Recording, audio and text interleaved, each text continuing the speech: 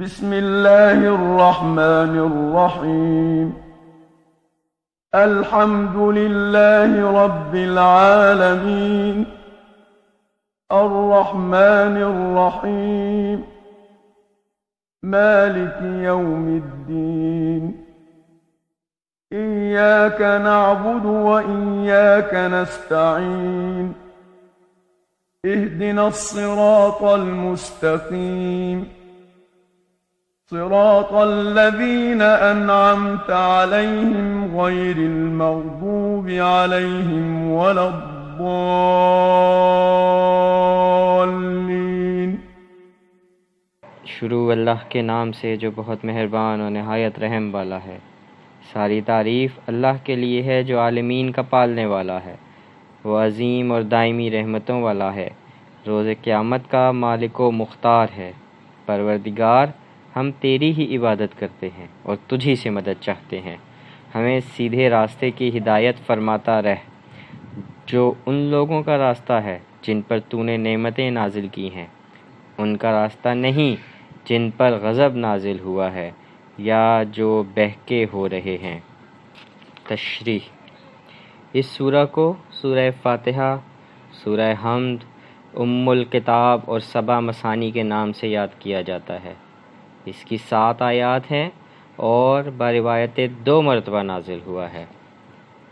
Bye بسم اللہ کا تعلق ابتدا سے ہے، یعنی ابتدا کرتا ہوں خدائے رحمان و رحیم کے نام سے، اور ابتدا ایک فعل عام ہے جس کا مفعول اعمال کے اعتبار سے بدلتا رہے گا کہ پڑھنے کی ابتدا کرتا ہوں یا کھانے کی ابتدا کرتا ہوں یا سونے کی ابتدا کرتا ہوں، اس لیے کہ بسم اللہ ہر عمل سے پہلے مستحب ہے، اور سوروں سے پہلے بسم اللہ کی ابتدا کا تعلق اس مضمون سے ہوگا جو ہر سورت میں بیان ہوا ہے، جس طرح کہ سورہ فاتحہ میں حمد خدا، عبادت، استعانت اور طلب، ہدایت وغیرہ جیسے مفاہیم ہیں۔ اللہ اس ذات گرامی کا نام ہے جس میں سارے کمالات پائے جاتے ہیں اور کوئی نقص نہیں ہے، اور سارے کمالات ذاتی ہیں، کسی غیر کا عطیہ نہیں ہے۔ اس کی اصل الہ ہے جس میں الف گرا کر الف لام تعریف کا اضافہ کر دیا گیا ہے اور اب ذات و واجب کا نام ہو گیا ہے۔ الہ کے معنی معبود یا وہ ذات ہے جس کی طرف پریشانیوں میں رجوع کیا جائے۔ نام خدا سے ابتدا انتہائی بابرکت شے ہے جس سے تکمیل کار کی ضمانت بھی حاصل ہوتی ہے اور مسلمانوں کی ذہنی تربیت بھی ہوتی ہے کہ کسی کام میں یاد خدا سے غافل نہیں ہونا چاہیے، اور جس کو ہر کام میں خدا یاد رہے گا اس کا کوئی کام قانون خدا کے خلاف نہ ہوگا اور اس کی زندگی میں گناہوں کا گزر نہ ہوگا۔ کھانے میں بسم اللہ، حرام کھانے سے پرہیز، بسم اللہ حرام کاری سے پرہیز، پڑھنے میں بسم اللہ محمل لٹریچر کے مطالعے سے پرہیز کا سبق دیتی ہے۔ رحمان مبالغے کا صیغہ ہے جس کے معنی عظیم اور وسیع رحمتوں والا، اور اسی لیے اس لفظ کا اطلاق عام طور سے خدا کے علاوہ کسی دوسرے پر نہیں ہوتا۔ رحیم وہ صفت ہے جس میں دوام کا مفہوم پایا جاتا ہے، یعنی ہمیشہ رحمت اور مہربانی کرنے والا۔ رحمان کے بعد رحیم کے لفظ کو اسی لیے رکھا گیا ہے کہ اس سے عظیم رحمتوں کے دوام کو ظاہر کیا جاتا ہے۔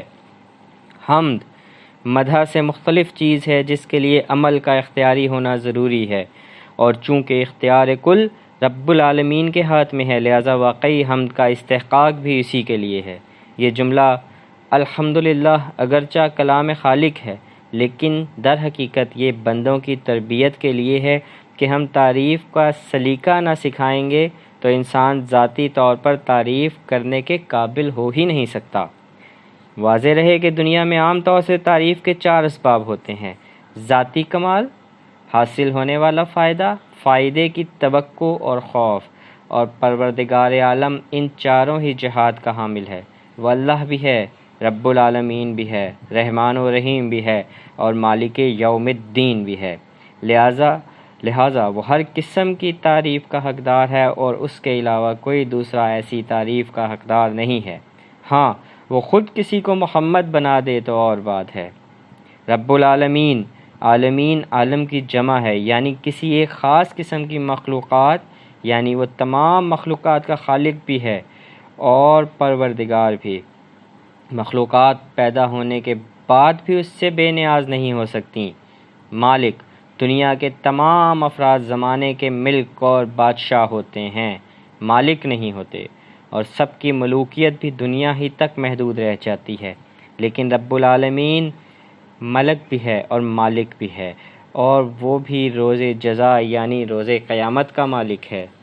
ایاک نعبد، عبادت کے ساتھ لفظ جمع کرنے کا استعمال کرنا، جسے عام طور سے مقام تعظیم بھی استعمال کیا جاتا ہے، اس امر کی طرف اشارہ ہے کہ انسان میں انانیت اور خود غرضی نہیں پیدا ہونی چاہیے، اور اسے سارے بندوں کی طرف سے اظہار بندگی کرنا چاہیے تاکہ جو کچھ بھی حاصل ہو اسے سب میں تقسیم کر دے۔ ہم اس لفظ میں انانیت کا شائبہ تھا، لہٰذا اس کے بعد استعانت کا ذکر کر دیا گیا کہ ہم سب عبادت کرنے میں بھی تیری ہی مدد کے محتاج ہیں، ورنہ آقائی کرنا تو بڑی بات ہے، ہم عبادت کرنے کے بھی قابل نہیں ہیں۔ اہدنا، ہدایت کا مسلسل مطالبہ اس امر کی طرف اشارہ ہے کہ صراط مستقیم ایمان و عمل کا مجموعہ ہے، اور اس کے مل جانے کے بعد بھی انسان کے لیے ہر آن بہک جانے کا اندیشہ رہتا ہے۔ روایات میں ثبات قدیم کی تفسیر اسی مسلسل مطالبے کی تعبیر ہے، ورنہ ہدایت کے معنی رہنمائی ہی کے ہیں۔ انعمت علیہم، یہ لفظ اس بات کی دلیل ہے کہ اسلام میں صاحبان کردار کی اس قدر اہمیت ہے کہ صراط مستقیم کا تعارف انہی کے نام سے کرایا جاتا ہے، حالانکہ وہ خود بھی صراط مستقیم ہی کے پابند ہیں اور اسی پر چل رہے ہیں۔ غیر المغضوب علیہم، یہ اس بات کی طرف اشارہ ہے کہ اسلام میں کوئی بات دونوں پہلوؤں کے بغیر تمام نہیں ہوتی، اچھے انسانوں کو اپنایا جائے اور برے انسانوں سے نفرت کی جائے۔